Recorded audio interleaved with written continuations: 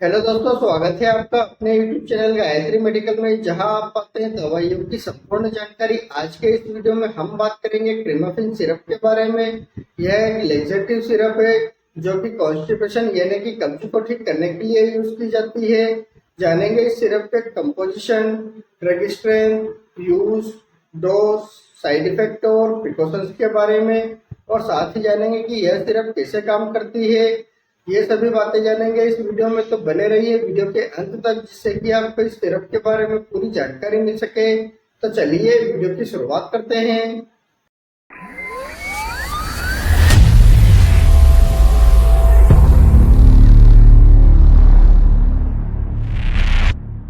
Cremaffin syrup की बात करते हैं तो यह एक लेक्सेटिव ड्रग है जो कि कॉन्स्टिपेशन को ठीक करने का कार्य करती है, और यह सिर्फ पेट में एक्स्ट्रा एसिड के सिक्रेशन को न्यूट्रलाइज करती है और साथ ही इंटेस्टाइन के पेरास्टाल्टिक मूवमेंट को बढ़ाती है, जिससे कि जो स्टूल है वो बॉडी से जल्दी बाहर हो सके।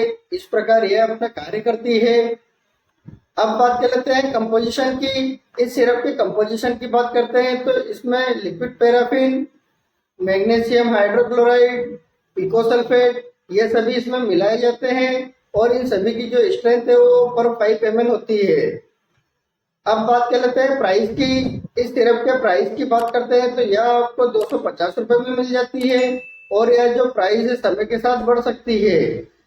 अब बात कर लेते हैं यूज की। इस सिरप के यूज की बात करते हैं तो जैसा कि हम जानते हैं कि यह एक लेक्सेटिव सिरप है, और इसका यूज कॉन्स्टिपेशन यानी कि कब्ज को ठीक करने के लिए यूज किया जाता है।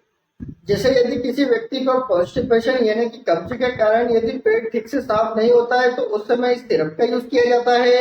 यदि किसी व्यक्ति को पाइल्स, फिशर, फिस्टुला की बीमारी हो जाती है तो उस समय व्यक्ति का जो स्टूल है वो बहुत ज्यादा हार्ड पास होने लगता है और उसमें घाव हो जाता है, जिसके कारण से व्यक्ति को दर्द तथा सूजन की समस्या रहने लगती है।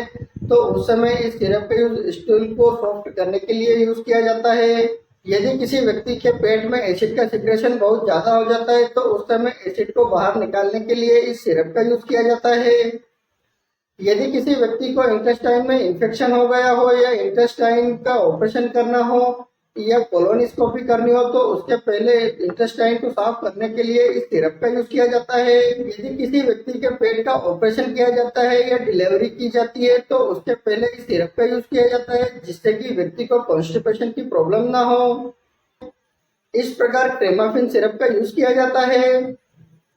अब बात कर लेते हैं साइड इफेक्ट की। क्रेमाफिन सिरप के साइड इफेक्ट की बात करते हैं तो वैसे तो इस सिरप के कोई साइड इफेक्ट होते नहीं है, लेकिन यदि किसी व्यक्ति को इस सिरप के कोई साइड इफेक्ट होते हैं तो उसको कुछ कॉमन साइड इफेक्ट हो सकते हैं, जैसे nausea, vomiting, diarrhoea, loose motion, dizziness, weakness, loss of appetite. इस प्रकार के कुछ कॉमन साइड इफेक्ट हो सकते हैं। इसके अलावा अगर और कोई साइड इफेक्ट होते हैं तो इस सिरप को लेना बंद करें और अपने डॉक्टर से कंसल्ट करें।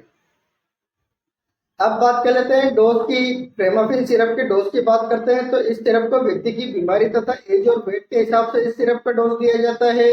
इस सिरप के कॉमन डोज की बात करते हैं तो एडल्ट व्यक्ति को 5 से 10 ml आवश्यकता अनुसार दिन में 1 या 2 बार दी जा सकती है, लेकिन यदि किसी व्यक्ति को ज्यादा प्रॉब्लम होती है तो उसे 10 ml से ज्यादा दिन में 3 बार भी दी जा सकती है। और इस सिरप को खाना खाने के पहले तथा खाना खाने के बाद दोनों समय में यूज किया जा सकता है, लेकिन यदि इस सिरप को रात को सोते समय लेते हैं तो बहुत अच्छा रिजल्ट मिलता है। और इस सिरप का यूज आप आवश्यकता के अनुसार भी यूज कर सकते हैं, यानी कि आपको जब कब्ज की समस्या हो, कॉन्स्टिपेशन हो, तो उस समय आप यूज कर सकते हैं।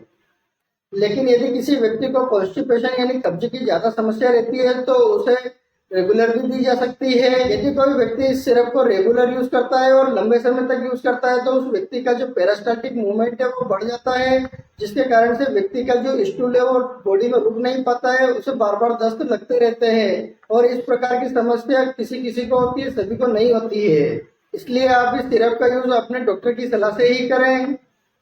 अब बात कर लेते हैं प्रिकॉशंस की। इस सिरप के प्रिकॉशंस की बात करते हैं तो यदि किसी व्यक्ति को इस सिरप से किसी भी प्रकार की कोई प्रॉब्लम होती है तो आप इस सिरप का दोबारा यूज न करें। यदि किसी बच्चे की उम्र 10 साल से कम है तो उसे यह सिरप नहीं दी जाती है। 10 साल से ऊपर के बच्चे तथा एडल्ट व्यक्ति को यह सिरप दी जाती है। यदि कोई लेडीज प्रेग्नेंट है तो उसके फर्स्ट ट्राइमेस्टर में यानी कि फर्स्ट, सेकंड, थर्ड मंथ में उसे यह सिरप नहीं दी जाती है। उसे सेकेंड तथा थर्ड ट्राइमेस्टर में यह सिरप दी जा सकती है।